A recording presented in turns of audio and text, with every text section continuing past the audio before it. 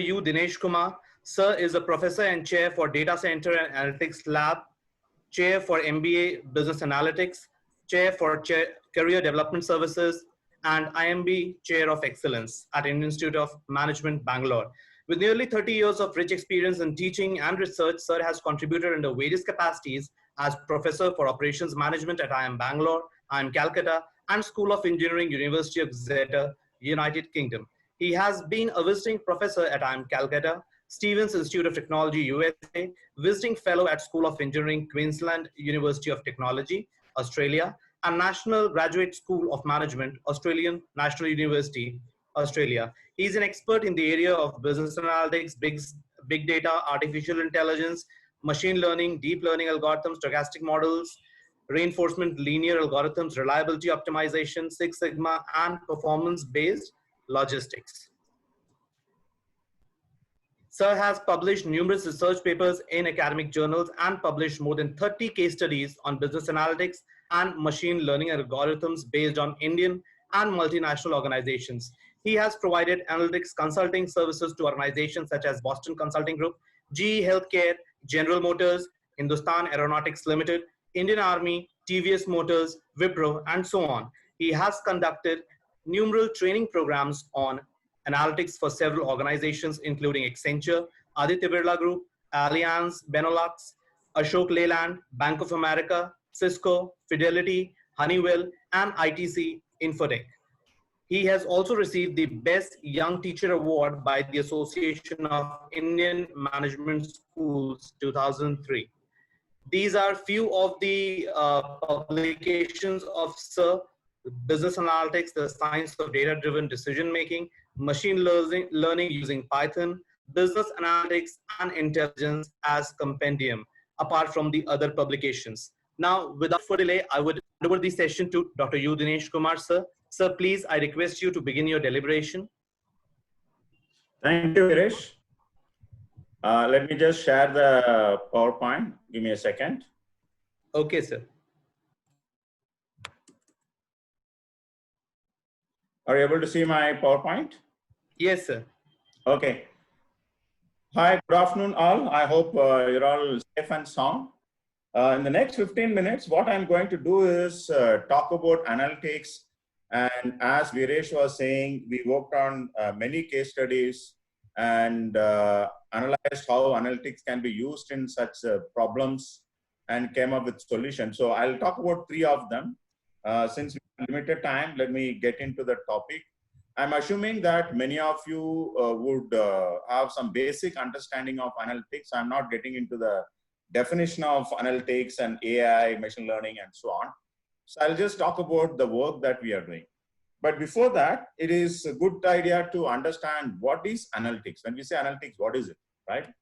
So let me just share you a chart. This is basically a bar chart. And this is from Facebook relationship breakups.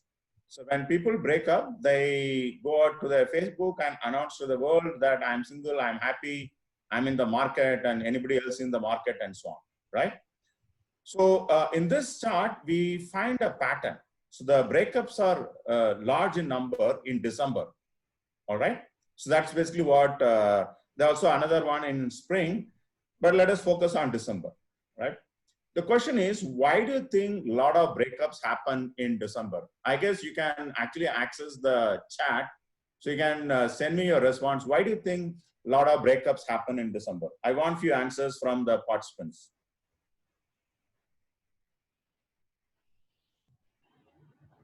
So do you think it's a New Year resolution that, you know, people want to live with a new person for the New Year? Or is there some other reason why you find a lot of breakups that happen in New Year? Okay, nobody is responding in the chat. I hope chat is enabled for everybody, right? Yes, sir, it is there. Yeah. Chat is enabled, sir. Okay. Yeah. So I'm still waiting for some answers. I would request all the participants to put in their opinion regarding the sir's question.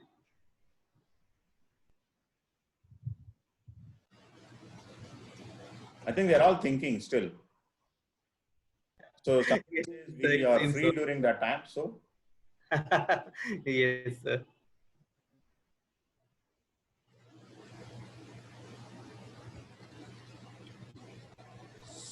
okay, people are still thinking.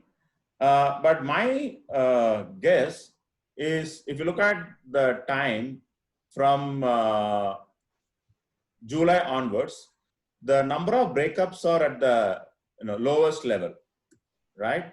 And these are probably working couple, and they go to office, come back, they're tired, just eat and sleep.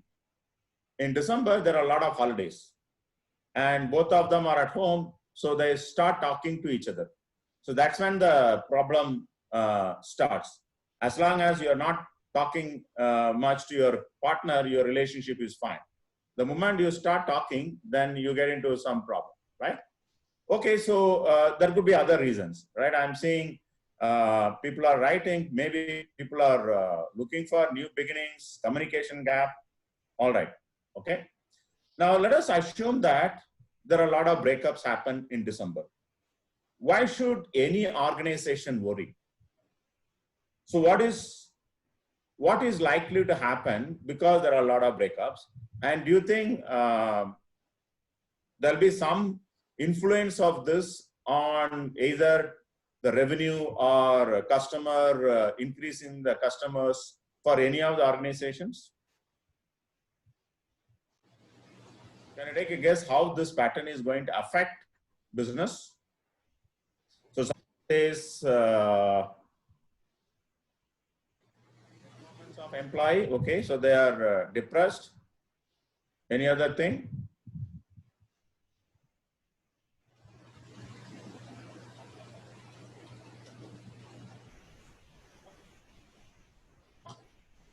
All right, so let us look at what are the possible things that are likely to happen, right? If people are living together, family break up, right? At least one person has to look for a new house. So the demand for housing increases, and the demand or the traffic to the online dating sites will increase. And there'll be more demand for relationship lawyers and counselors, right? There'll be demand for household items. And one company claimed that people change the brand of the beer they drink after breakup. All right.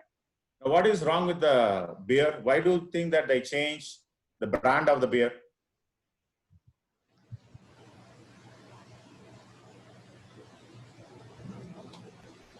So it is nothing wrong with the brand. So people don't want to remember anything that reminds them of the past.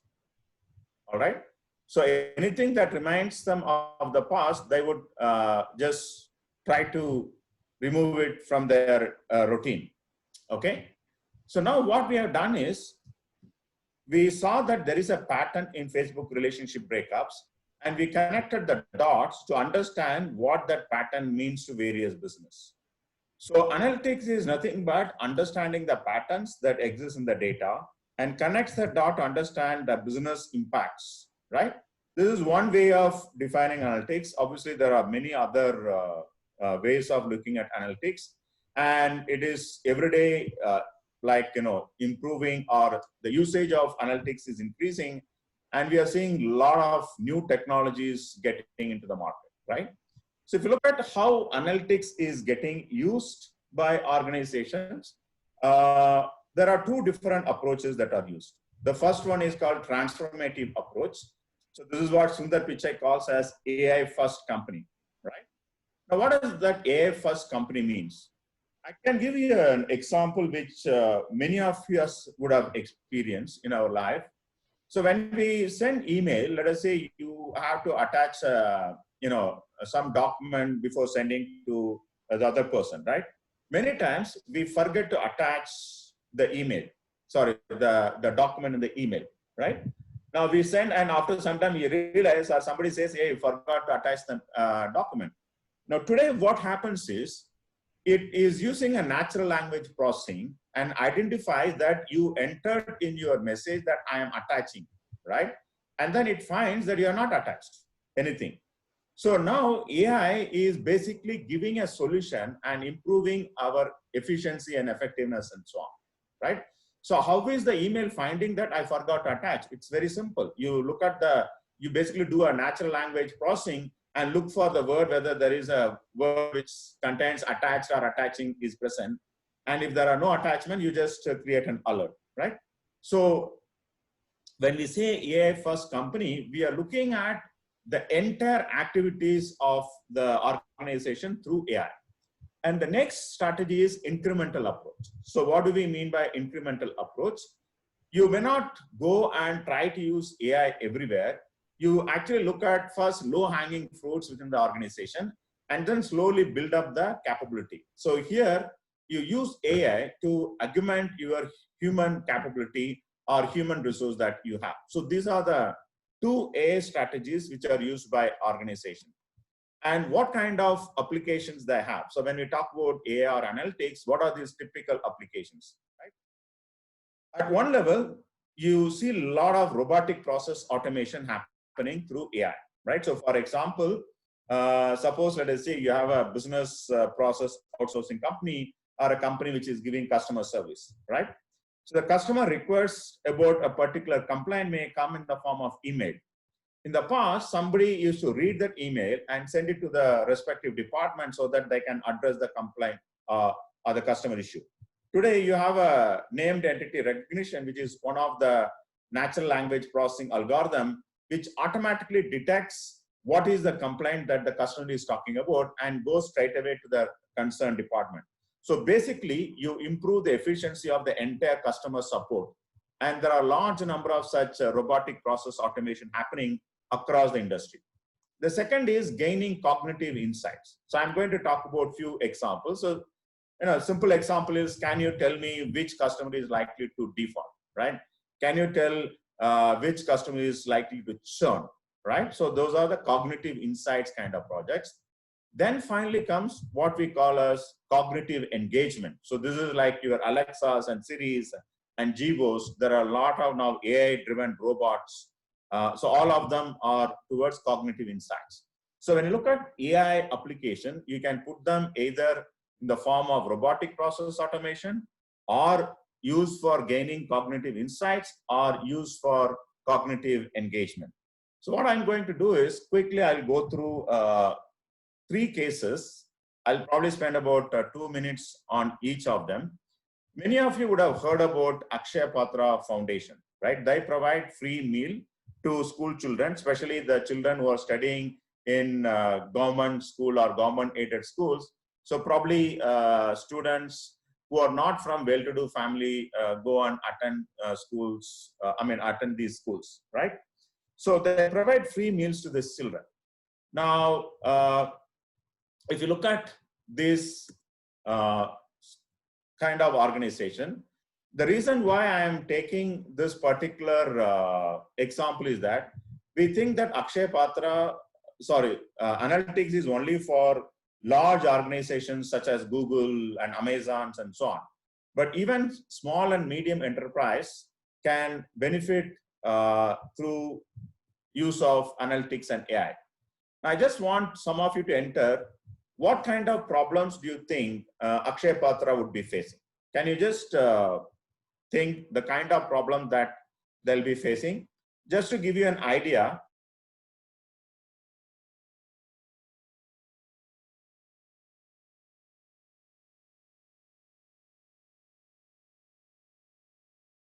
like 5 million meals by 2020. In Bangalore alone, they were providing 1.85 lakh meals every day, right?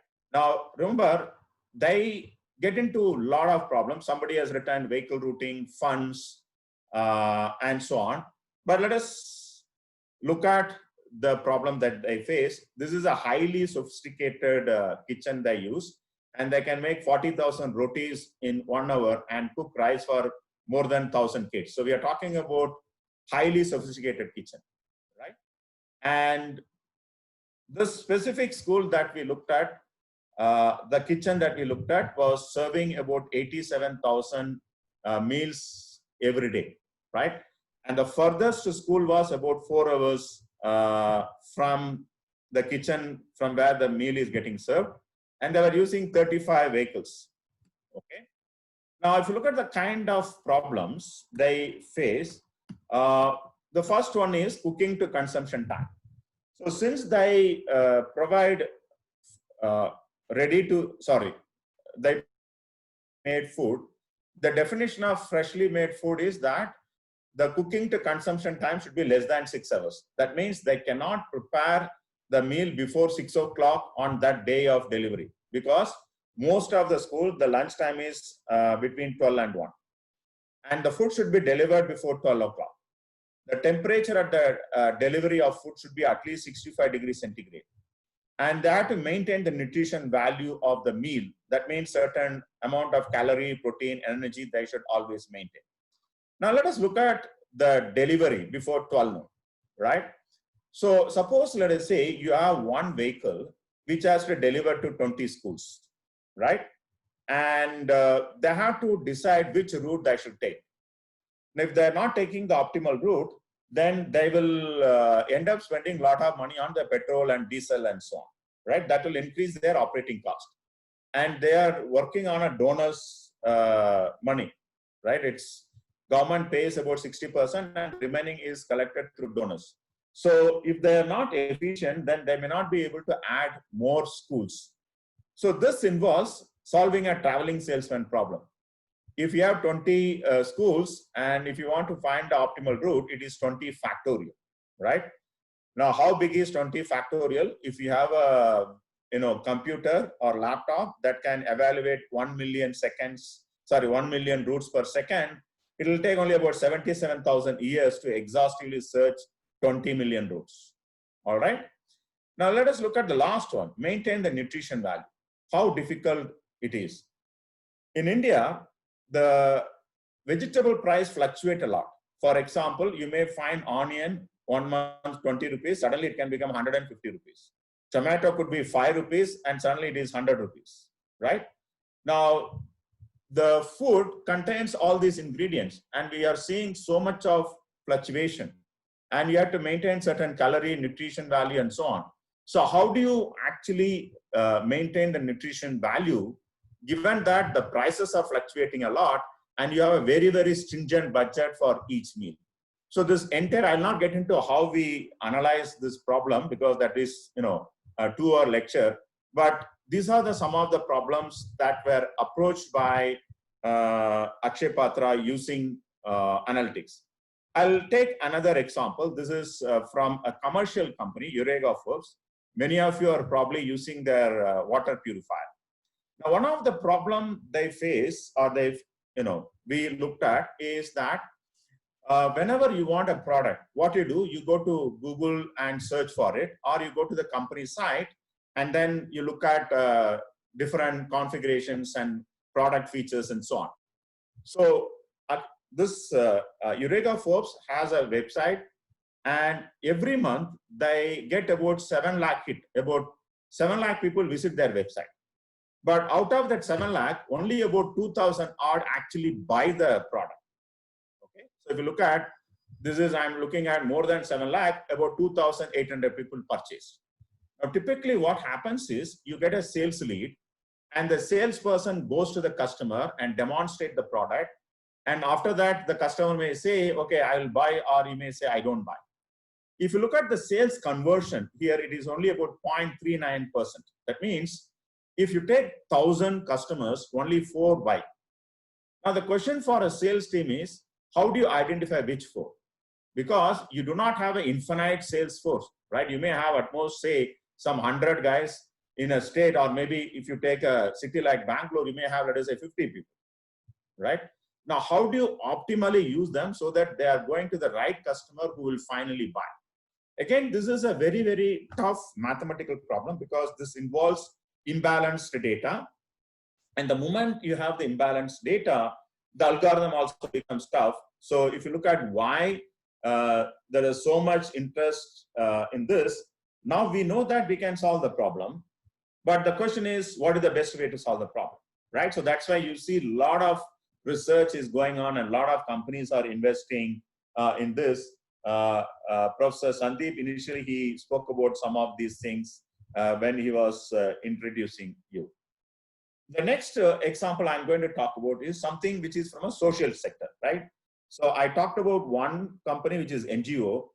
The second one is commercial. Now I'm going to talk about something from the social sector. I'm looking at farmers. Now, the important thing for us to understand is that analytics, as I said, is not only for business. You can use analytics effectively for solving the social problem, right?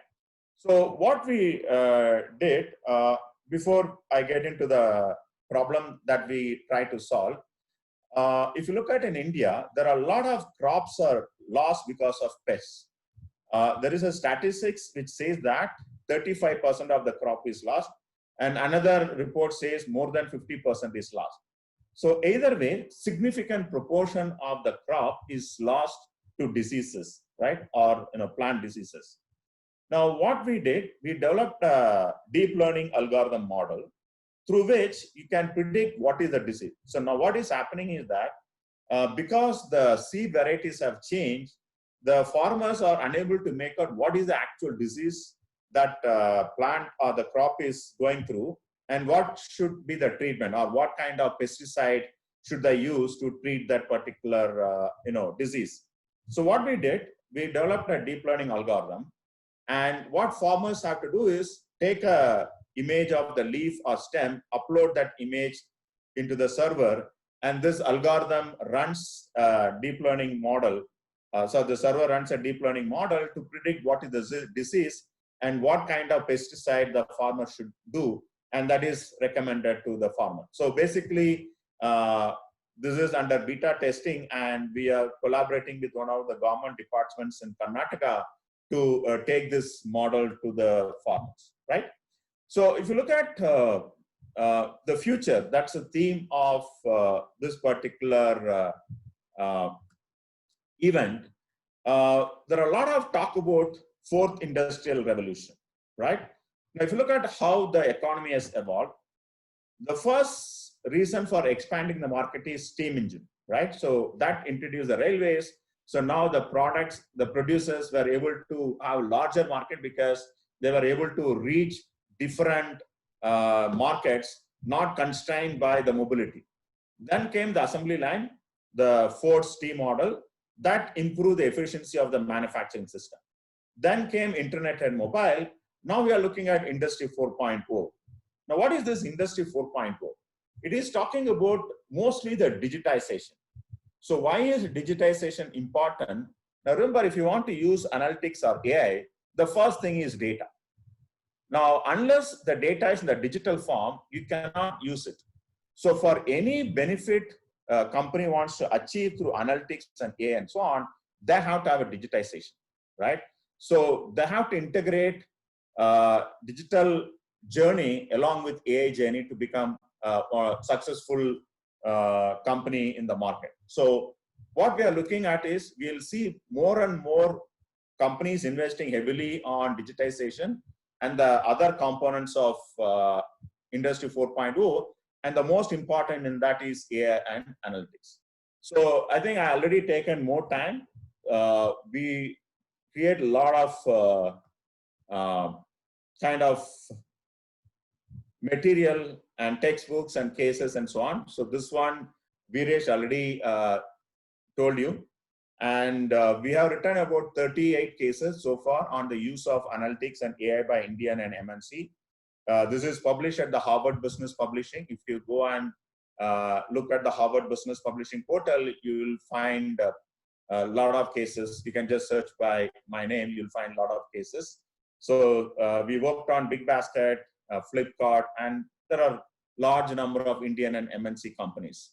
For the want of time, I already took 5 more minutes than what is allotted to me. I'll stop my session here. This is my email. If you want any further details, please feel free to send me an email. And I don't know whether we have time for questions. I'll just now hand it over to Viresh. Viresh, if there are questions, I can probably take a couple of questions if there is time. Thank you so much, sir. Sir, just wanted to inquire. The question answer session is at the end of all the deliberations. So, Yeah, sorry, Viresh, I have another engagement, so I may not be able to join.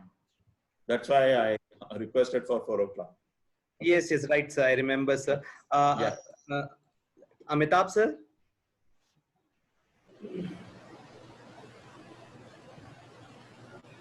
Amitabh, sir, Yes, we have. Yes, I'm here. can So, take a couple of questions, sir? Yeah. yeah. Sir,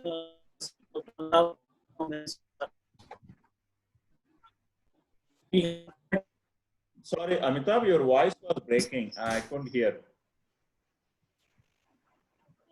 am I audible now? Yeah, it's better now. Okay. So, we have got a question from Professor Farhat from Periyar, Delhi. His question is, so many applications.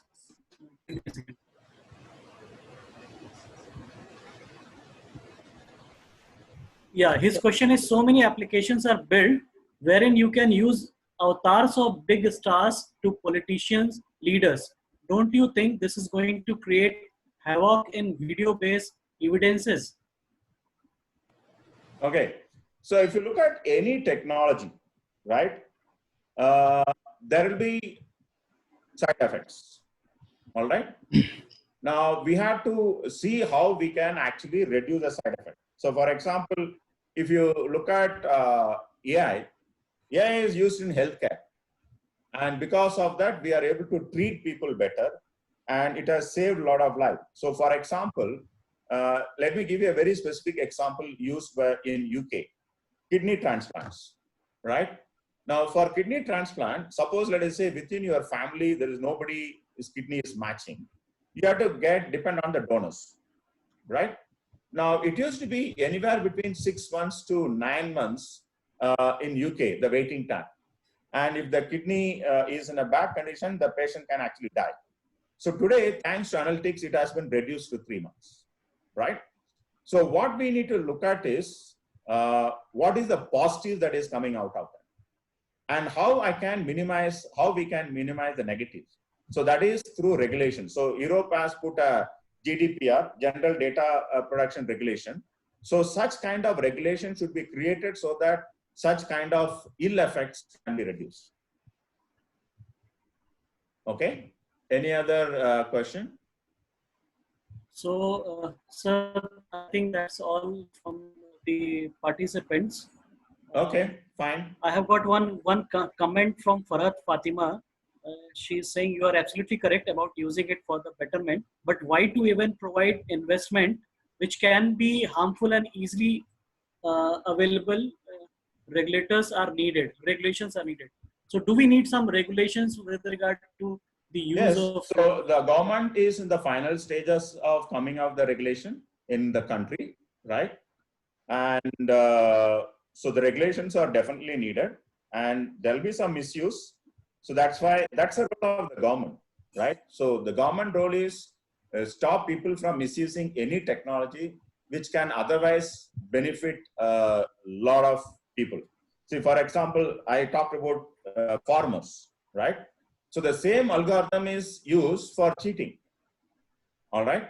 Now the thing is, you need to have a governance system which stops misuse and help the people who can benefit from the particular algorithmic use, right? So it's again going back to the first question. It is the role of the government to ensure that it is used only for the right purpose. All right. Right, sir. Sir, I got one more question from Madhushri Konar, and she's asking, will automation lead to unemployment? So, see, this is a common question that people ask about AI. Now, there will be different skill requirement, right? So, what do we mean by unemployment? It is not unemployment in the sense that people will not have job. There will be a lot of jobs created by AI. So, for example, look at the call centers, right? Now, who would like to work in a call center? It's probably nobody prefers, but, just because the job is there, people go and do it because they can't find other job. Now, what we need to do, and if you, in the future, the chatbots and robots will become far better. That's the cognitive engagement that I spoke about. And once you have a chatbot which can effectively answer to all the questions, then why do you need human? We have to reskill those people and put it somewhere else. So that means those people can be used for creating better chatbots. So what I am saying is that there will be reskilling required, and they will move up the kind of value chain of the jobs, not do jobs which are routine and which do not need a human mind. So yeah, what I'm saying is there are better use of human mind. So they will go and do those kind of jobs rather than jobs which can handle by machine. Okay, thank you so much, sir. We are getting more questions, but Viresh, should we take more questions or should we stop taking questions for? And should I take more questions? Sir, you can see, we can take one or two questions if they are relevant. Okay. So there is one question I will read because I have opened the chat. Is application of business analytics related or different than marketing analytics? Marketing analytics is a subset of business analytics. The algorithms are, for example, predicting customer churn or predicting customer lifetime value. If you look at predicting customer churn is a logistic regression model or some kind of classification algorithm, which is used even for predicting failure of engineering system in manufacturing or default in banking and finance, right? So marketing analytics is a subset of business analytics.